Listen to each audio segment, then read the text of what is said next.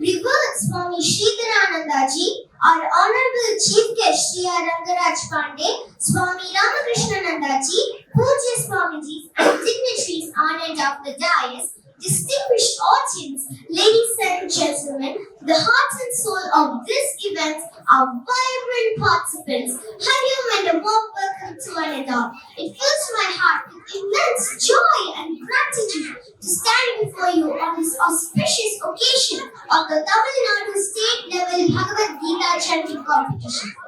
Today, we are gathered here not just for a competition, but for a celebration of the timeless wisdom, profound spirituality, and the enduring legacy of the Bhagavad Gita, a scripture that has guided humanity towards truth, courage, and self-realization for millennia. To begin, we are deeply blessed by the presence of Swami Sridharanandaji, the guiding light of Chinmaya Mission Tamil Nadu.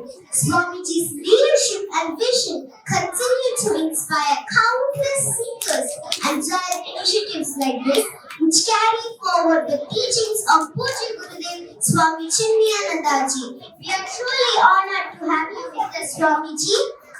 We are equally privileged to welcome our distinguished chief guest, Sri Rangaraj Pandey, a thought leader and an embodiment of clarity and conviction. Our presence today uplifts the spirit of this gathering and motivates the young minds participating here. Our heartfelt welcome extends to Swami Ramakrishnanandaji, the Acharya of Chinmaya Mission Nagapattinam. Swamiji's tireless efforts and dedication have made this event possible, and we thank him and the hosting center for creating such a beautiful and inspiring environment. Extending a cordial welcome to the revered Acharyas, Brahmacharis, and the board members of Chinmaya Mission centers across Tamil Nadu. Your commitment to spreading the light of the Gita and nurturing young minds to such events is invaluable. We are deeply indebted to you for your unwavering support. We also express a sincere and warm welcome to the churches whose wisdom and insight will uphold the sanctity of this competition, ensuring fairness and encouragement for all participants. Our greetings go to the servants and volunteers who work silently yet tirelessly behind the scenes. Your selfless service is like the invisible thread that weaves together the success of today's event. Welcome to the dedicated teachers who have poured their hearts into preparing the participants and guiding them with love and patience. You are the pillars of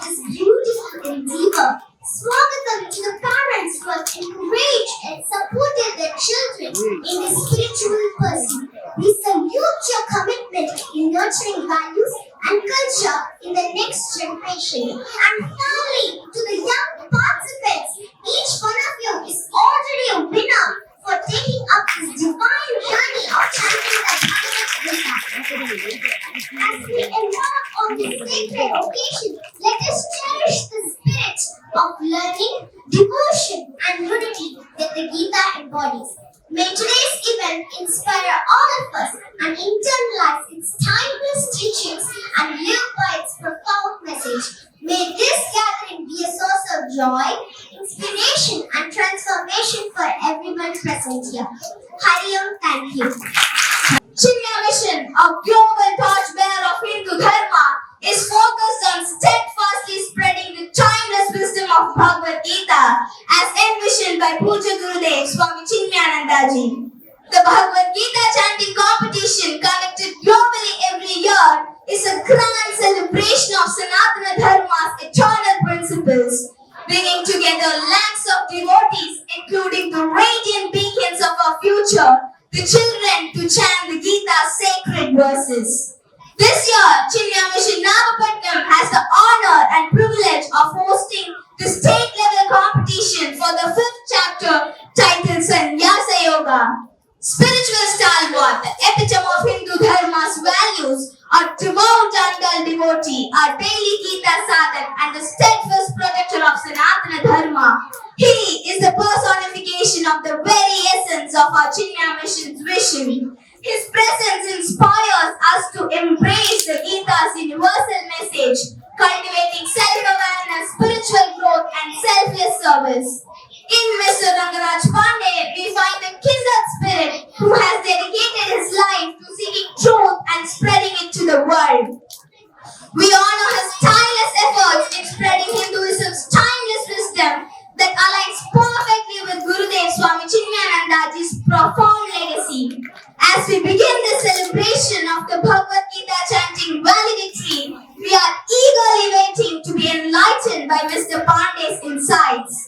His thoughts on the relevance of Gita's teaching and how we can apply its timeless wisdom to our lives will undoubtedly inspire us to strive for excellence, to seek truth, and to live a life of purpose. Please join me in extending a warm welcome to this extraordinary personality, a man of the people and the beacon of truth, Mr. R. Rangaraj Pandey. Thank you. நஞ்சிலே உண்மைக்காக எஞ்சிலே ஒன்றாடாக ஆழியக்காக நெஞ்சிலே ஒன்று பெற்ற நகைக்கின்ற எல்லாரும் நெஞ்சிலே கணக்கான வழிகளுக்காக எங்கள் வாழ்வும் எங்கள் வளமும் மங்காத தமிழர் என்று சங்கே ரொம்ப மகிழ்ச்சியா இருக்கு, ரொம்ப வியப்பா இருக்கு, கொஞ்சம் அதிர்ச்சியா இருக்கு. நம்ம வந்து எங்க நாகப்பட்டினம் தான் இருக்குமா இல்ல கலிபோர்னியால இருக்குமா இல்ல வெளிநாட்டுல இருக்குமா அப்படின்னு எனக்கு தெரியல. எவ்வளவு பியூட்டிஃபுல்லான எக்ஸ்பீரியன்ஸ். குழந்தைகள்லாம் எவ்வளவு குஷியா ஜாலியா ஏதோ பிரைஸ் கொடுப்பாங்க இல்லையா, அம்மா நம்மள பார்சல் பண்ணி தூக்கி போட்டாங்க. நம்ம இங்கே கூட்டி போறாங்க, போட்டு போயிட்டு வந்து நம்ம வந்து பின்னாடி ஒரு மேம் ஒரு பஸ் ஒரு கார் கூட பேர் கொண்டு வந்து இங்கே நாகப்பட்டினம் இங்கே நமக்கு என்னப்பா நம்ம டிஸ்ட்ரிக்ட்லயே நீ தான் ஃபர்ஸ்ட் சமத்துல இருக்கு ஹாப்பியா வந்து எவ்வளவு மேட்டர் ஆஃப் பிரைட், எவ்வளவு பெருமைக்குரிய விஷயம் வந்து எப்ப ஒவ்வொருத்தருமே ஒரு வெற்றியாளர் ஒரு சாதனையாளர் நினைக்கும் போது அவ்வளவு பிரைடா இருக்கு, அவ்வளவு பெருமையா இருக்கு. Very happy, very happy.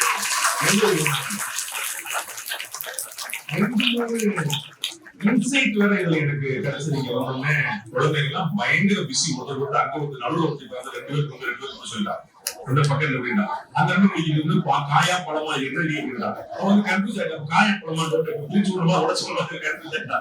ஒரு பையன் கூட இருந்துச்சு, பாதியிலே வாக் அவுட் பண்ணா. என்னடா வாக் அவுட் பண்றேன், என்னுடைய கேப் மிஸ் பண்றேன், கேப் போட பக்கத்துல ஒரு கேப் வச்சுக்கலாம், நானும் கேப் போட போறேன். பயங்கரமா இங்க குழந்தைங்க பெர்ஃபார்மன்ஸ் வந்து பின்னி எடுத்தாங்க. அப்படி திரௌபதிக்கு வந்து ஒரு மாடல் மேல உரியா கொடுத்து அது வேற மாதிரியான பாட்டெல்லாம் உள்ள போட்டு பேக்ரவுண்ட் மியூசிக் போட்டு திரௌபதி வந்து இப்படி எங்க ஒரு திரௌபதியில வரலாற்று தான் இவ்வளவு பியூட்டிஃபுல்லான ஒரு கோரியோகிராபி பண்ணி அசத்தியது கடவுளக்கூடிய திரௌபதி குழந்தை என்னமா பியூட்டிஃபுல். அண்ட் அது பயங்கரமா ஆடுறேன்னு பார்த்தா இங்க வந்து அந்த போட்டு போடுது. 4 பக்கம் ஸ்கிரிப்ட் எழுதி வச்சிருக்கா, ஒரு வார்த்தை பாக்க நான் பாருங்க மொத்தத்தை என்னுடைய டீச்சர் மொத்தத்தை நான் விட்டு வந்துருக்கேன். நமக்கு வந்து கையில வந்து ஒண்ணு பக்கத்துல இருக்கிற பாத்துக்கல நமக்கு பாத்துக்கலாம். அந்த குழந்தை அந்த போற பொழுது அது வந்து அந்த டிக்ஷன் பார்க்கணும், அந்த ப்ரொனன்சியேஷன் பார்க்கணும். அடிச்சு பார்த்தா நான் போய் வாயை பார்த்துட்டே இருக்கிறேன். அதுக்கப்புறம் போட்டிங்க நாங்க ஒரு ஸ்பெஷல் ஆக்ட் வச்சிருக்கோம். நீங்க மேல விலைக்கு விடுறாங்க. அந்த குழந்தை பார்த்து ரங்கராஜ் பாண்டே எவ்வளவு கேட்டீங்க எனக்கு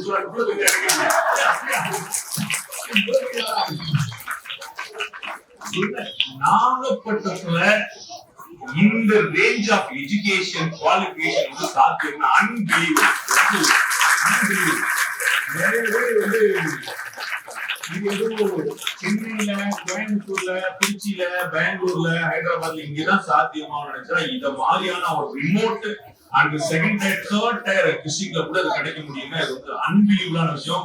hats off the school, hats off the total community எல்லாருக்கும் ஆச்சரியமான விஷயம். இந்த கீதா சாண்டிங்ல வந்து எனக்கு ஒரு பர்சனல் எக்ஸ்பீரியன்ஸ் உண்டு. ஏன்னா என்னுடைய குழந்தை இந்த மாதிரி நிறைய இடங்களுக்கு போய் அது மாதிரி இந்த குழந்தைகள் மாதிரியே நிறைய அவார்ட்லாம் வாங்கிட்டு வந்திருக்கிறா.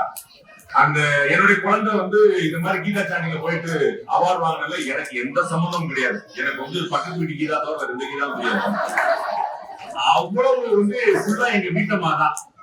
அதை நான் ரொம்ப கில்ட்டா ஃபீல் பண்ணிட்டு இருக்கும் போது இங்க பாக்குறேன் இந்த இடத்துல மொத்தமா கிருஷ்ணரோட எண்ணிக்கை, கண்ணனோட எண்ணிக்கை 10% இருக்கு. 90% கோபியோட எண்ணிக்கை தான். பெண் குழந்தைகள் தான். அந்த 5th சாப்டர் படிச்சீங்களா கீதையில? 5th சாப்டர் நல்லா சொல்லுவீங்களா? நீங்க சூப்பரா சொல்லுவீங்களா? நீங்க நல்லா சொல்லுவீங்களா? உங்க அப்பா நல்லா சொல்லுவாரா? அப்பா சொல்ல மாட்டாரா? எனக்கு தெரியும், நானும் சொல்ல மாட்டேன். நீங்க நல்லா சொல்லுவீங்களா? உங்க அம்மா நல்லா சொல்லுவாங்களா? தாய் கேட்ட தரையா? அதான் தாயை விட்டு நீங்க படிக்க வேண்டியதெல்லாம் முதல்ல படிக்கிறது யாரு? ஃபர்ஸ்ட் படிக்கிறது உங்க மிஸ். ஃபர்ஸ்ட் படிக்கிறது உங்க மிஸ். அவங்க ஸ்கூல் முடிச்சு, காலேஜ் முடிச்சு, பிஎட் முடிச்சு, ஏற்பட்ட முடிச்சு, கல்யாணம் முடிச்சு, வேலை முடிச்சு எல்லாம் இங்க வந்து உட்காந்து திருப்பி ஒவ்வொரு 4ஆம் கிளாஸ் 5ஆம் கிளாஸ் தான் படிச்சுட்டு இருக்காங்க. அவங்களுக்கு படிக்கணும்னு அதே மாதிரி உங்க அம்மா அவ்வளவு வேலையும் பண்ணி ஒன்னே வேலை எக்ஸ்ட்ரா கத்து போட்டு அதுக்கப்புறம் ஓம் பின்னாடி சேர்ந்து உட்காந்து இன்னைக்கு என்ன அசைன்மெண்ட், இன்னைக்கு என்ன ஸ்கூல்ல கொடுத்தாங்க, இன்னைக்கு டியூஷன்ல என்ன இருக்கு, இன்னைக்கு ஸ்பெஷல் கிளாஸ்ல என்ன இருக்கு, இது போக பாக்கியங்கள் என்ன இருக்கு, 5th சாப்டர்ல என்ன இருக்கு, ஒன்னே மாதிரி உட்காந்து படிச்சுட்டு. சோ உங்க அம்மாக்கு எல்லாருக்கும் தேங்க்ஸ் பண்ணலாமா? நம்ம ஒரு கிளாஸ் கொடுக்கலாம்.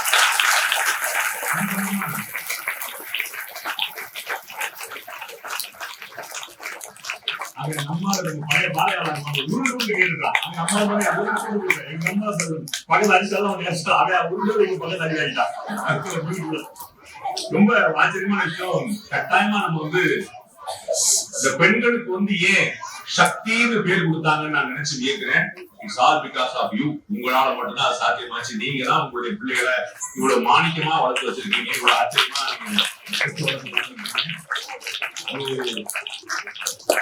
கூட அப்பப்ப துணைக்கு வந்து ராத்திரில வந்து கால எழுந்திரிச்சு போற அப்பாக்களுடைய ஓரமா கிரெடிட் கொடுக்கலாம். நல்ல மனுஷங்க நம்ம பிள்ளைங்க ஏதோ ஆண்டு தெரியாது தெரியாது. நீங்க கூட்டு கூட வந்தாங்க அவ்வளவு தனியா போன கிளம்பி வாங்க. நம்ம திரும்ப அப்படின்ட்டான் ஆட்டுக்காரிக்கு ஒரு ஆள் பின்னாடியே வருவாங்க. அவங்களுக்கு ஒரு லிமிட் ஆஃப் கிரெடிட் கொடுக்கணும். இதே போல் எவ்ரி அதர் பேரண்ட் வந்து இந்த 2025ல கீதைக்கான காம்படிஷன்ல இவ்வளவு பேரு அவார்ட் வின்னர்ஸே ஃபர்ஸ்ட் செகண்ட் தேர்ட் பிரைஸ் இவ்வளவு பேர் இருந்தீங்க. பார்ட்டிசிபென்ட்ஸ் எவ்வளவு பேர் இருந்திருக்காங்க, எவ்வளவு பெரிய கான்ஃபிடன்ஸ் வந்திருக்கும். இந்த சின்ன விஷயம் வந்து எவ்வளவு கிரேட் ஒர்க் இந்த சொசைட்டி எவ்வளவு பெரிய மைண்ட் வந்து அந்த கீதையை எடுத்திருக்காங்க. நம்ம வந்து மார்க் கொடுக்கல அப்படின்னா 2 வரி திருக்குறள் கூட படிக்க மாட்டோம். மொத்தம் 7 வார்த்தை தான் திருக்குறள். அதை கூட படிக்க மாட்டோம். மார்க் கிடைக்கிறேன்னு 2 மார்க் கொடுக்குறியா சரி படிச்சுடுவோம். அப்படிங்கும் போது இந்த கீதை மாதிரி விஷயத்த எப்படி ஒரு காமன் மேன்ட்ட கொண்டு வருது அப்படின்னா இந்த மாதிரியான ஒரு ஸ்டேட் வைட் காம்படிஷன் மூலமா கொண்டு போய் குழந்தைகளுக்கு வந்து அவ்வளவு பெரிய ஈர்ப்பு ஏற்படுத்தலான்னு ஒரு பெரிய ரியல் மிஷன். அது வந்து அந்த மிஷனை வந்து இவ்வளவு சக்சஸ்ஃபுல்லா பண்ணிட்டு இருக்க சின்ன எவ்வளவு டைம் பண்ணாலும் பார்த்தாலும் இந்த சொசைட்டி நிச்சயமா அவங்களுக்கு நான் கடமைப்பட்டேன்னு சொல்றேன். நீங்க எல்லாம் மேய்க்கிற கெப்பாசிட்டி இருக்கு. அது வந்து ஒரு பெரிய எக்ஸ்ட்ராடனரி கெப்பாசிட்டி. சாமி பாத்தீங்கன்னா ரொம்ப பியூட்டிஃபுல்லா வந்து கிரிக்கெட் விளையாண்டு சொல்லிட்டாரு. அது வந்து வழக்கம் போல எனக்கு கொஞ்சம் உண்மையை பேசிதான் பழக்கம். ஃபர்ஸ்ட் என்னது பாடி இருக்குதா இல்லையா அப்படின்னு, ரெண்டாவது என்னது மைண்ட் இருக்குதா இல்லையா, மூணாவது புத்தி இருக்கா இல்லையா இல்லைங்க. நமக்கு என்ன நம்ம உண்மை சொல்லிதான் பழக்கம். அவர் கன்ஃபியூஸ் ஆயிட்டார், என்னப்பா நம்மளால நம்ம சீஃப் கெஸ்ட் கூட்டம் மாதிரி இல்லைன்றா சார், நான் உண்மையை பேசினா பழக்கம் அதுதான் ஸ்டார்ட் பண்ணீங்க, புத்தி இருக்க நீங்க இல்லைன்னு சொல்லிட்டேன். அந்த மாதிரி வந்து அவ்வளவு பெரிய குழந்தைகளுக்கு வந்து பகவத்கீதையை ஒரு கிரிக்கெட் பேட்ல வச்சு சொல்லி கொடுக்குறாரு பாருங்க, எவ்வளவு ஆச்சரியமான வாசல். கிரிக்கெட்டை வச்சுட்டு ஒரு பகவத்கீதை எவ்வளவு சிம்பிளான ஒரு ஃபார்மேட் பாருங்க. இது எத்தனை 1000 வருஷங்களுக்கு முன்னாடி உள்ளது தெரியுமா? எத்தனை 1000 வருஷங்கள் இல்ல, எத்தனை யுகங்களுக்கு முன்னாடி உள்ளது பாருங்க. அப்ப இந்தியன் நாலேஜ் சிஸ்டம், இந்தியன் அறிவு களஞ்சியம் வந்து எவ்வளவு யுகங்களா இருந்தது. அது அங்கங்கெல்லாம் இருந்து அந்த கிருஷ்ணத்திலிருந்து அந்த ராதைக்கு உங்கள்கிட்ட மேனிஃபெஸ்ட் ஆகி நீங்க அந்த கிருஷ்ணரா ராதையா நீங்க உட்கார்ந்துருக்கீங்க. எவ்வளவு ஆச்சரியமான சொல்றாங்க. எத்தனை யுகமா அவங்க விஷயம் இன்னைக்கு வந்து உங்களுக்கு தான் கேட்கறீங்க. அத கிருஷ்ணர் வந்து சொன்ன போது நீங்க எல்லாம் சொன்னீங்க 18 சாப்டர் 700 வெர்சஸ், அதுல 574 வெர்சஸ் வந்து கிருஷ்ண பகவானே சொல்றாரு. நீங்க சொல்றீங்களே அந்த டோட்டலா இருக்கக்கூடிய 700 வெர்சஸ்ல 574 ஓன் ஸ்டேட்மெண்ட் பை கிருஷ்ணா, அவரே சொல்றாரு. அதனாலதான் இதுக்கு கடவுளின் மொழினே பேரு. கீதைங்கிறது nothing but God's own language, அவருடைய ஓன் வேர்ட்ஸ், அவர் சொந்த வார்த்தை. அவரே சொன்ன விஷயத்த குட்டி குட்டி கடவுளா இருக்கு நீங்க சொல்றீங்க. அது இன்னும் எவ்வளவு ஆனந்தம். கிருஷ்ணர் வந்து ஒரு பிரம்மாண்டமா விஸ்வம் சொல்றாரு. இது லைஃப் தத்துவம், பிலாசபி. அவ்வளவு ஒரு ஆச்சரியமான விஷயம். என்னை மாதிரி 7 வயசானவங்களுக்கே புரியாது. என்னை மாதிரி 7 வயசு கரெக்டா சொன்னாங்க. உடனே சொல்லி அம்மா உனக்கு தான் தெரிஞ்சது மாதிரி எங்க அம்மா என்ன தான் திட்டுவாங்க. கரெக்டா ஒருத்தர் சொல்றாங்க, அவங்க அவங்க அம்மா தான் திட்டிருக்காங்க. 7 வயசு ஆயிடுச்சு, உங்க அப்படி மாதிரியே சேர்த்த மட்டும் கூட்டிருப்பாங்க. அம்மாக்கு திட்டம் போது அதுல ஒரு ஆனந்தம் இல்லை. எப்பவுமே குழந்தை அடிச்சா மட்டும் பத்தாது, அதை வந்து ஆத்துக்காரே சேர்த்து அடிக்கணும். அப்படியே உங்க அப்படி மாதிரி சேர்த்து ஆயம் அதுல ஒரு ஆனந்தம். அது மாதிரி சோ என்னை மாதிரி அவ்வளவு பெருசா உயரமா வளர்ந்தவங்களுக்கே பாதி புரியாது அப்படிங்கும் போது உங்களை மாதிரி குழந்தைகள் அதை உள்வாங்கி, அதுவும் தமிழே புரியாது, இங்கிலீஷ் அவ்வளவு தத்தினத்தோ, நீங்க சான்ஸ்கிரிட்ல பகவான் சொன்ன அந்த வார்த்தைகளை அப்படி அச்சு புரளாம அந்த குழந்தை எல்லாம் பேசுமானே போட்டாரு. பேசுமானே கேட்ட அந்த குழந்தை எல்லாம் இந்த விஷயம் சொல்லி அதை வந்து டிஸ்ட்ரிக்ட்ல ஃபர்ஸ்ட் வாங்கி செகண்ட் வாங்கி தேர்வு உட்கார்ந்துருக்குன்னு, இது கிருஷ்ணருடைய லீலை தான், வேற ஒண்ணுமே இல்லை. கிருஷ்ணருடைய லீலை தான், வேற ஒண்ணுமே இல்லை. இன்னைக்கு என்ன டே? சண்டே. சண்டேன்னா என்னது? லீவ். ஆனா காலையில என்ன பண்ணிட்டு இருக்காங்க?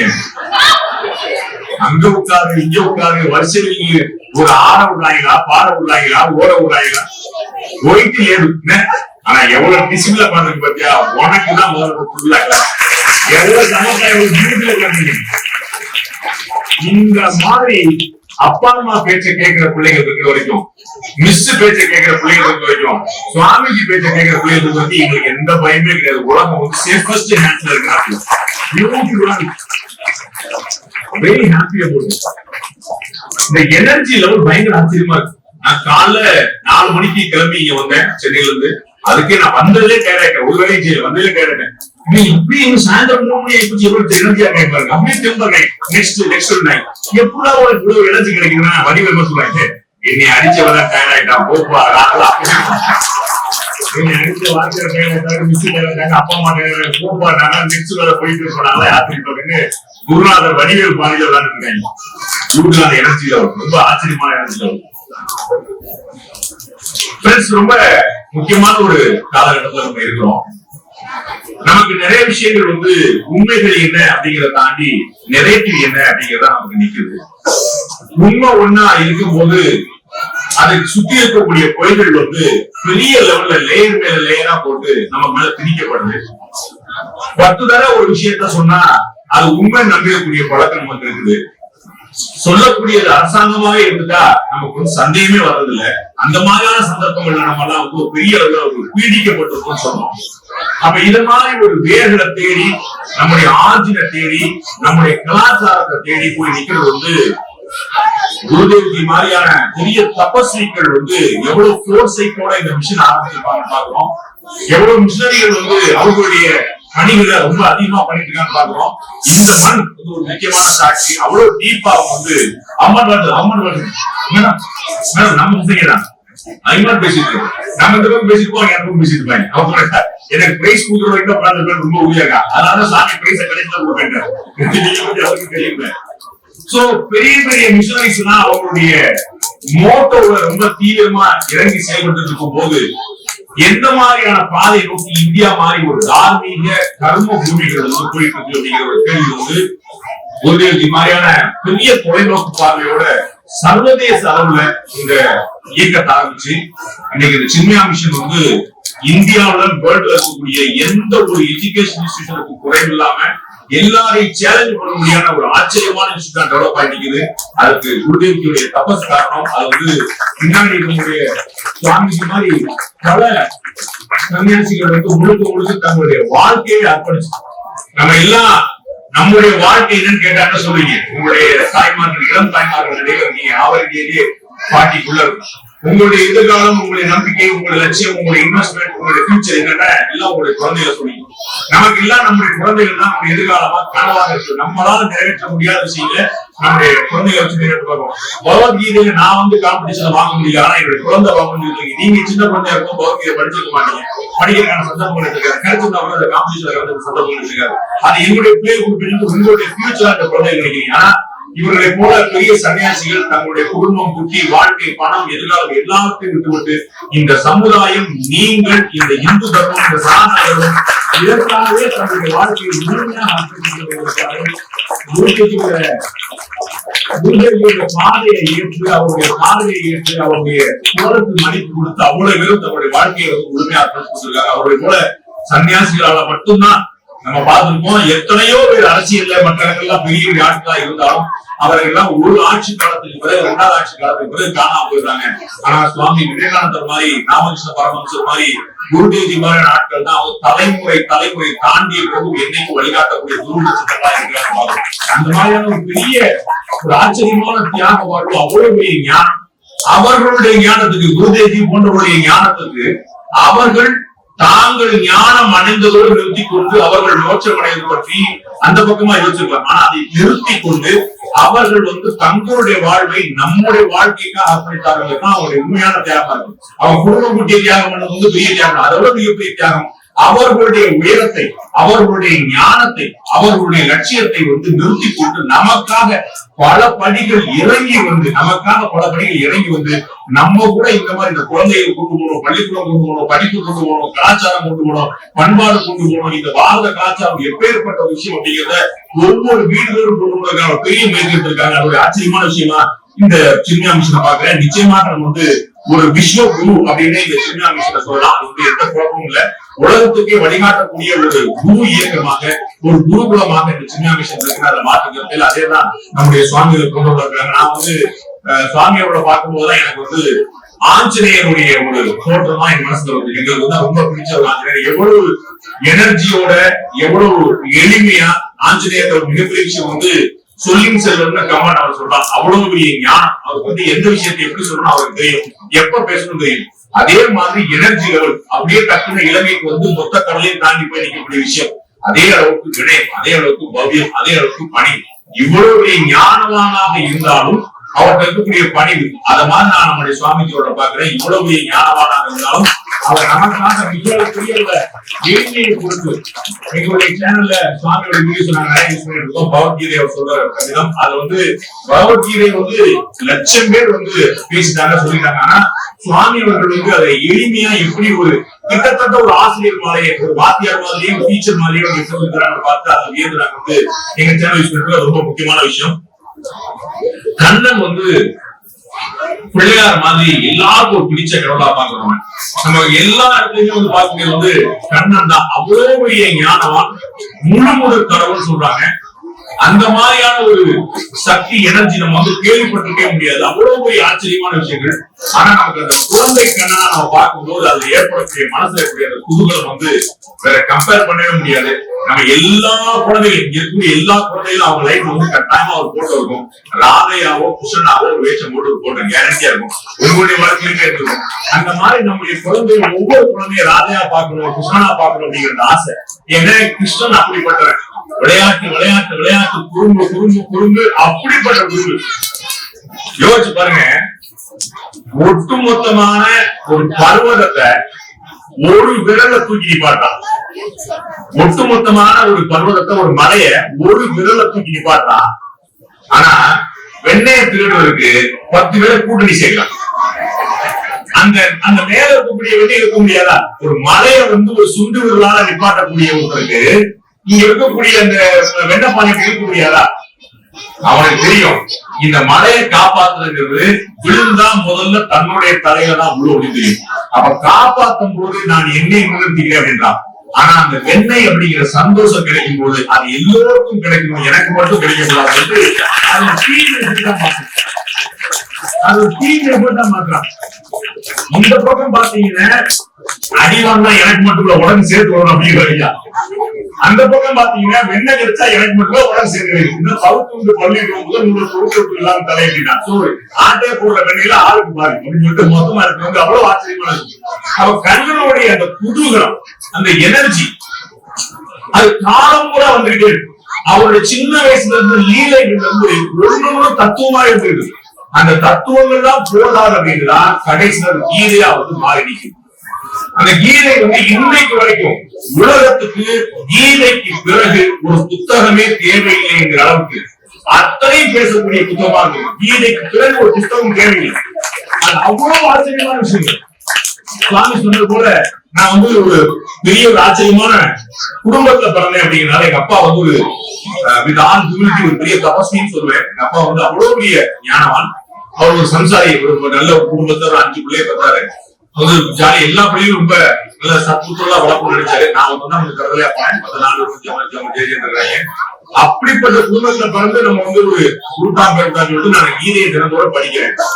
ஒரு நாளைக்கு ஒரு பக்கம் படிக்கிற ஒரு பெரிய புத்தகம் சுவாமி கூட எங்க ஆபீஸ்க்கு சுவாமி பிளஸ் பண்ணாங்க.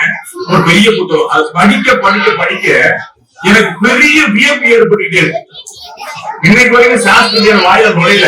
சுவாமி எனக்கு தான் காலைல கிளாஸ் எடுத்தாரு, உங்களுக்கு எல்லாம் கிளாஸ் எடுத்தாரு. எனக்கு சான்ஸ்கிரிட் ஒன்றும் பெரிய கஷ்டம் இல்ல, தேவநாகரி எழுத்து மட்டும் கத்துக்கிட்டா போதும், நீங்க உங்களுக்கு ஹிந்தி பேக்ரவுண்ட் வேற இருக்கு, ஈஸியா கத்துக்கலாம் சொல்றாரு. எனக்கு 2 பயம். ஒண்ணு இந்த சான்ஸ்கிரிட், இன்னொன்னு மேத்ஸ். நான் சொல்லிட்டேன், என்னை காலை கூட மேத்தமெட்டிக்ஸ் டீச்சர் தான். முதல்ல காலை எந்த கால ஐயா நமக்கு 10 நம்பர் சொன்னா எனக்கு ரொம்ப அழகு, தலையில கிருப்பு சுத்தரமா இருக்கும். அதே மாதிரிதான் இந்த சான்ஸ்கிரிட் ரெண்டுமே. சுவாமி எனக்கு ரொம்ப ஆர்வம் கோலப்படாது, 50 வயசு தான், 2 தட்டு தட்டு கொஞ்சம் அறிவு வருவோம், கொஞ்சம் படிச்சதை ஈஸி இருந்தாங்க. அந்த மேல இருக்கக்கூடிய அந்த தேவநாகரி எழுத்து எனக்கு தெரியல. அதை இங்கிலீஷ்ல அந்த ப்ரொனன்சியேஷன் அப்படியே போட்டு வச்சிருக்காங்க. அதுக்கு பிறகு இங்கிலீஷ்ல டிரான்ஸ்லேஷன் போட்டு வச்சிருக்காங்க. அதுக்கு பிறகு ஹிந்தியில டிரான்ஸ்லேஷன் போட்டுருக்காங்க. படிக்க படிக்க படிக்க படிக்க எவ்வளவு ஆச்சரியமா இருக்கு. இந்த விஷயங்கள்லாம் இருந்திருக்குதா அப்படின்னு ஒரு இடத்துல கண்ணன் சொல்றாரு, எப்படி நெருப்பை புகை மறைக்கிறதோ, எப்படி கண்ணாடியை தூசி மறைக்கிறதோ, எப்படி கருவை கர்ப்பப்பை மறைக்கிறதோ, அதே போல அஞ்ஞானம் ஞானத்தை மறைக்கிறது என்றார். இது ஆச்சரியமான விஷயம். இந்த தத்துவம் இல்ல, இந்த தத்துவம் இல்ல, இதற்கு பின்னாடி இருக்கிற சயின்ஸ் நான் வியக்கிறேன். இந்த கிருஷ்ணருடைய இந்த பிரேஸ், இந்த கீதையில இந்த வரி சொல்லப்பட்டு யுகங்கள் கடந்துச்சு, லட்சக்கணக்கான ஆண்டுகள் யுகங்கள் கடந்துச்சு.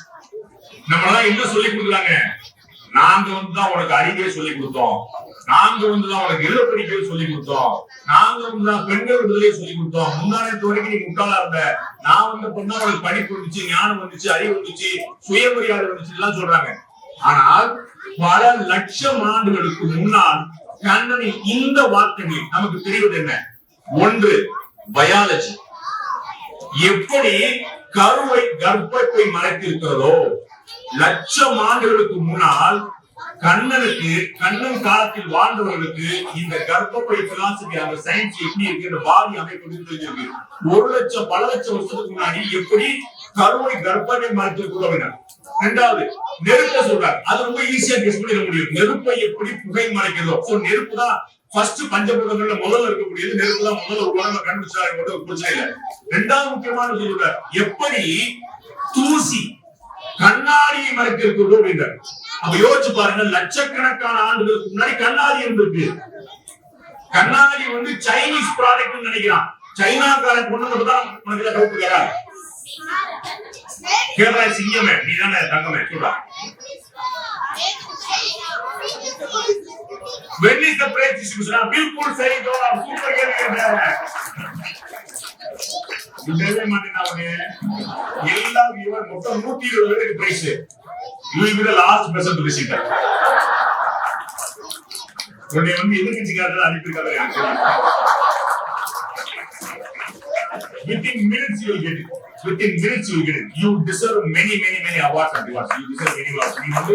With all your hard work, you gain it.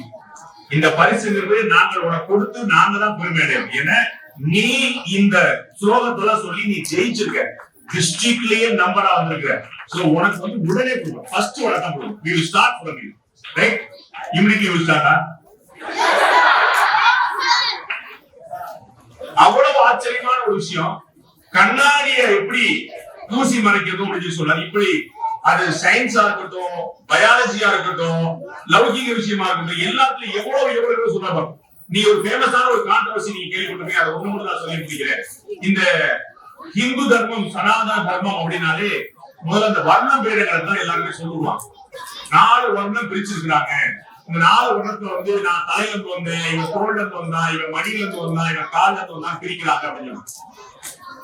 கீதையில கண்ணன் வந்து ஒரு கன்ஃபெஷன் ஸ்டேட்மெண்ட் கொடுக்கிறார். ஜட்ஜமா இருக்கிறாங்க, ஒப்புதல் வாக்குமூலம் கொடுக்கிறார். நான் தான் இந்த 4 வர்ணங்களை உருவாக்குறேன், உலகத்துல யாராலும் சொல்ல முடியாத விஷயத்தை கண்ணன் சொல்றார். இன்னைக்கு நிறைய பேர் ஓடி விழுந்துட்டு இருக்காங்க. பத்தி என்ன பதில் சொல்றது தெரியலையே, அதை எப்படி சமாளிக்கணும் தெரியலையே, கேள்வி கேட்கிறாங்களே, ஹவு கேண்டல் தெரியல. ஆனா கண்ணன் இந்த வர்ண பேதத்தை நான் தான் உருவாக்கினேன். சாதுர்வர்ணியம் மயோ சிஸ்டம் அப்படின்னா நான் தான் உருவாக்கினேன். அதனால சண்டைக்கு போறாங்க. வர்ணபேதம் அவர் தான் கொண்டுதான், வர்ணபேதம் கொண்டுதான். நம்ம ஆட்களுக்கு இந்த நெரேட்டிவ் செட் பண்ற குரூப் தான் என்னன்னா, எதையுமே பாதியா தான் படிச்சு போறாங்க. முழுசா படிச்சா உண்மை தெரிஞ்சிடும். ஒண்ணு அவங்களுக்கு தெரியாது, 2வது நம்ம தெரிஞ்ச கூட நினைப்பாங்க. அப்ப இதை பாதியில நிறுத்திடலாம். நல்லா யோசிச்சு பாருங்க. பல லட்சம் ஆண்டுகளுக்கு முன்னால் உருவான இந்த பகவத்கீதையில 4 வர்ணங்கள் இருக்கிறது என்பது ஒப்புக்கொள்ளப்பட்டிருக்கு. புரியுங்களா? நோ டினை, ஒளிந்து ஓடுதல். ஆமா, ஒப்புக்கொள்ளப்பட்டிருக்கு. இது கிருஷ்ணனே சொல்றாரு, வேற யாரும் சொல்ல வேண்டியது இல்லை. 2000 வருஷத்துக்கு முன்னாடி உருவான திருக்குறள்ல பகவத்கீதையில சொல்லப்பட்டிருக்க விஷயம் அப்படியே இருக்கு. என்ன இருக்குது? பிறப்போக்கும் எல்லா உயிர்க்கும் அப்படின்னு. இங்க ஒரு சின்ன கான்ட்ரடிக்ஷன் பார்க்கணும். இன்னைக்கு இருக்கக்கூடிய அரசியல் தலைவர்கள் எல்லாரும் சொல்றாங்க, பிறப்புக்கும் எல்லா உயிருக்கும் எங்களுடைய மதம் சொல்லுது, எங்களுடைய இனம் சொல்லுது, எங்களுடைய மொழி சொல்லுது. ஆனா நீங்க பாகுபாடு பாக்குறீங்க பாருங்க. அந்த பிறப்புக்கும் எல்லா உயிருக்கும் சொல்லக்கூடிய திருக்குறள்ல மொத்தம் 7 வார்த்தை சேர்ந்து ஒரு திருக்குறள். 7 வார்த்தை சேர்ந்து ஒரு திருக்குறள். பிறப்புக்கும் எல்லா உயிருக்கும் 3 வார்த்தை. மிச்ச 4 வார்த்தை என்னது? அதை யாரும் சொல்ல மாட்டாங்க. ஏன்னா நீங்க வார்த்தை சொல்லி கொடுக்கல. 3 தான் சொல்லி கொடுத்தாங்க. பிறப்புக்கும் எல்லா உயிருக்கும் சிறப்போவா செய்தொழில் வேற்றுமையான். அப்ப செய்தொழில் வேற்றுமையால எல்லோரும் ஒன்றாக இருக்க முடியாது. பிறப்பு எல்லாருக்கும் ஒண்ணுதான். ஆனா சிறப்பு வந்து அவர்கள் செய்யக்கூடிய தொழிலின் அடிப்படையில வேறுபடும். இது அப்படியே கண்ணன் வந்து பல லட்சம் ஆண்டுகளுக்கு முன்னாடி சொல்லி வச்சிருக்கான். இதே வார்த்தை சொல்லி வச்சிருக்கான். பிறப்புல எல்லோரும் சமம். அவரவருடைய குணத்தாலும் அவரவருடைய கர்மாவாலும் செய்யக்கூடிய தொழில்நுட்பத்துக்குலாம் அவருடைய கர்மா இருந்துக்கலாம். அவரவருடைய குணத்தாலும் அவருடைய கர்மாவாலும் நான் 4 வகையாக பிரித்து வைத்திருக்கிறேன். எதை இன்று வள்ளுவர் சொல்கிறாரோ, எதை வள்ளுவர் சொல்வது நான் ஏற்கிறேன் எல்லா கட்சிக்காரன் சொல்கிறார்களோ, அதை பல லட்சம் ஆண்டுகள் வள்ளுவருக்கு வழிகாட்டியாக இருந்தவர் என்னுடைய கண்ணன். வள்ளுவருக்கு வழிகாட்டியாக கண்ணன். இந்த வர்ணங்கள் வந்து பிறப்பால் உருவாவது அல்ல, அவரவருடைய குணத்தாலும் கர்மாவாலும் உருவாவது. அதேதான் வள்ளுவர் சொல்கிறார், சிறப்புவா செய்தி வேற்றுமையான. அப்ப நம்ம நிறைய விஷயங்கள் இது போன்ற கீதையில படிக்கும் போது எதேச்சையாகவோ விருதுக்காகவோ எப்பயோ இதே காரணத்துக்காக படிக்கும் போது நமக்கு நிறைய புதிய விஷயங்கள் தெரியுது.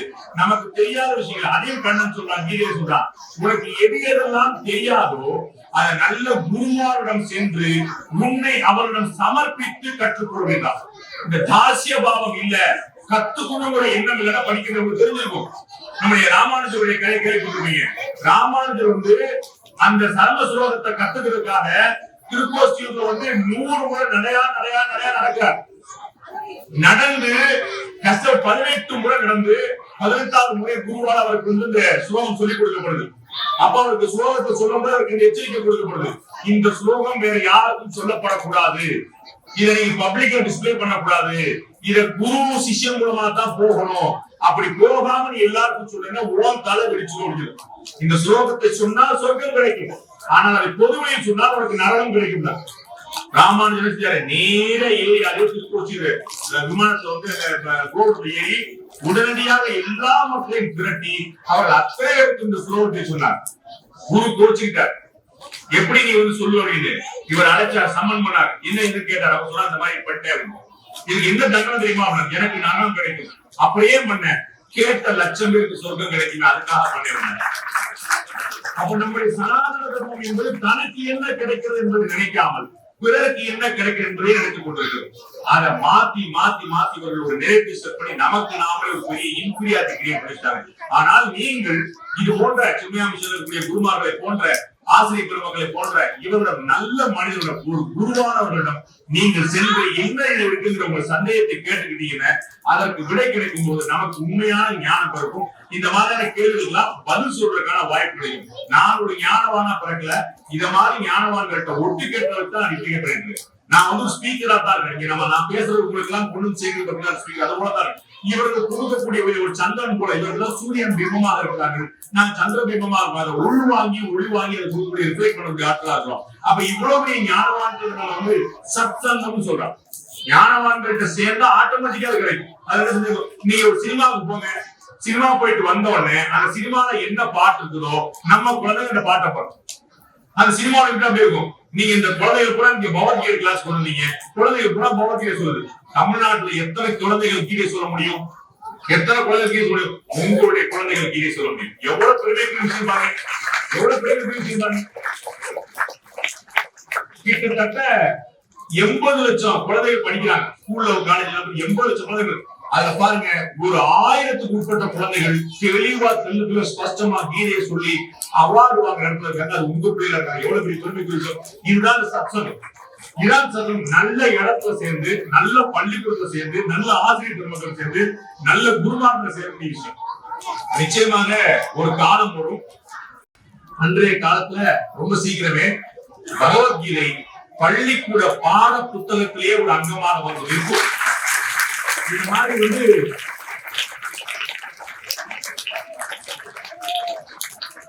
குழந்தைகளுக்கு எக்ஸ்ட்ரா கரிக்குலர் ஆக்டிவிட்டியா ஒரு ஞாயிறு நாள்ல சொல்லி தரக்கூடிய விஷயமா மட்டுமே இல்லாம வாரத்தின் 6 நாட்கள் பாடமாக மாற்றக்கூடிய காலம் வரும். அதற்கு நம்முடைய கண்ணன் அருள் புரிவான். கண்ணன் வருகின்ற நேரம் நிச்சயமாக வரும். ஏழன் இவ்வளவு நேரம். நன்றி.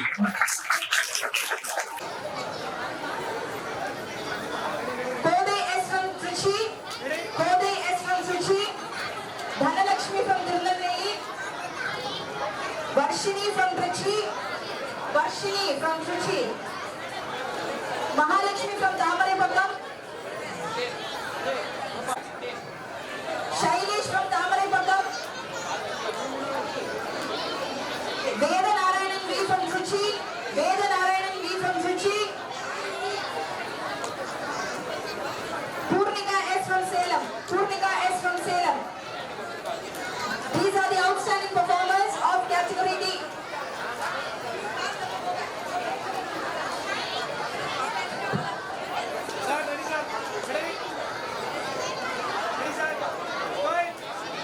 Moving on to the special jury award winners of category D. Pranita J from Salem, Pranita J from Salem. Vetri Selvan from Mandagalattur, Vetri Selvan from Mandagalattur. Pratiksha from Nellore, Pratiksha from Nellore.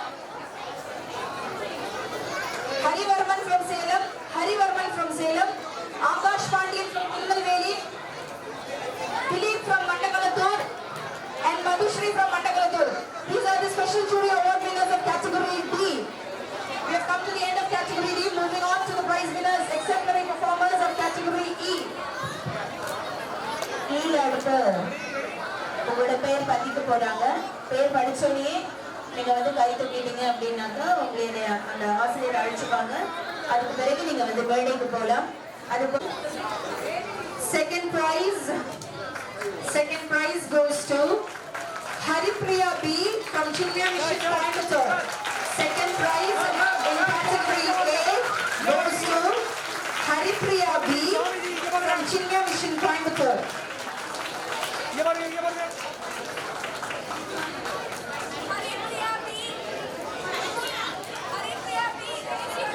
Haripriya B from Chinmaya Mission Coimbatore. Putra T from Chinmaya Mission Nagapattinam. And the third place goes to Aradhana R from Chinmaya Mission Nagapattinam. Aradhana R from Chinmaya Mission Nagapattinam.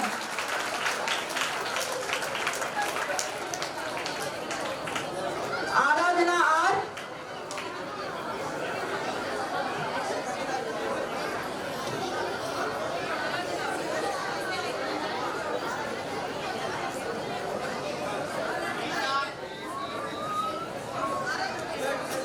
Moving on to the winners of category D.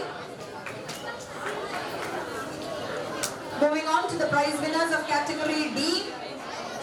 The first place goes to Shivatmika P of Chinmaya Mission Coimbatore. Shivatmika P of Chinmaya Mission Coimbatore.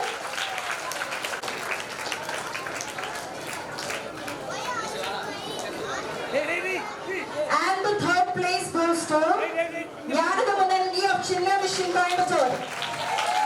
Yanada Munangi of Chinmaya Mission Coimbatore. Third place.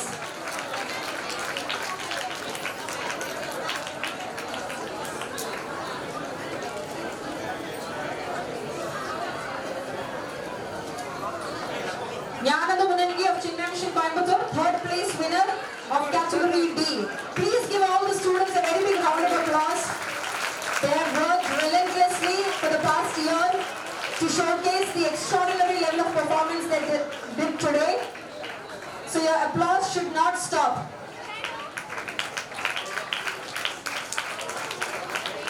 Moving on to the prize winners of category E. The first place goes to Hrishikesh TT from Chinmaya Mission Chennai. Hrishikesh TT from Chinmaya Mission Chennai. Mayura Parthasarathi from Chinmaya Mission Chennai. Mayura Parthasarathi from Chinmaya Mission Chennai, category E, second prize winner.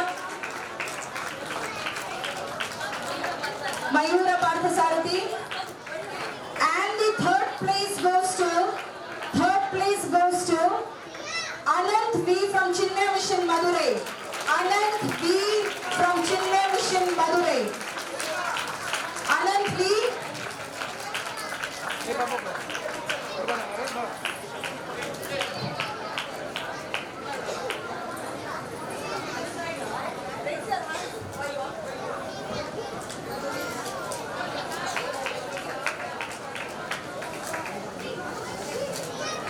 Moving on to the prize winners of category F. The first place goes to Atmika V from Chinmaya Mission Coimbatore. Atmika V, category F, first place winner, Chinmaya Mission Coimbatore.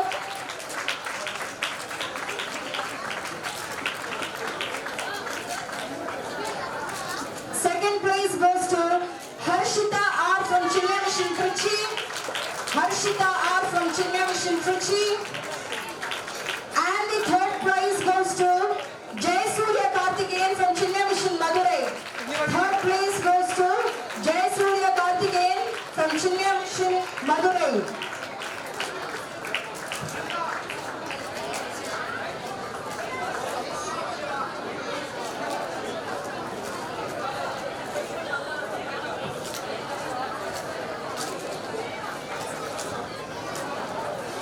Jayasurya Karthikeyan, the third prize winner of category F from Chinmaya Mission Madurai.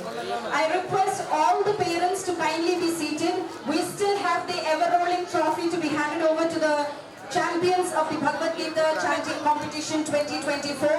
Then we have the vote of thanks and finally the national anthem and closing prayer. So kind. Loud round of applause to Chinmaya Mission Nagapattinam.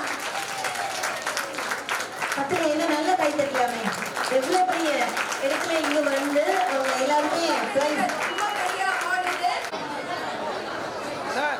Sir ready ready ready இங்க பாருங்க எல்லாரும் இங்க பாருங்க ஏய் ஏய் ready hello சென்னையில இருந்து வரக்கூடிய ஒரு குழந்தை அங்க வந்துட்டு இருக்காங்க வந்தோட போட்டோ எடுத்துக்கலாம்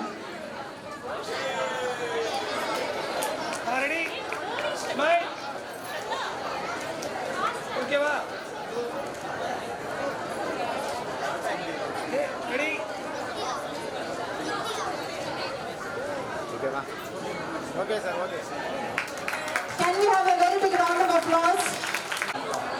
மேம் இங்க பாருங்க மேம் எல்லாரும் இங்க பாருங்க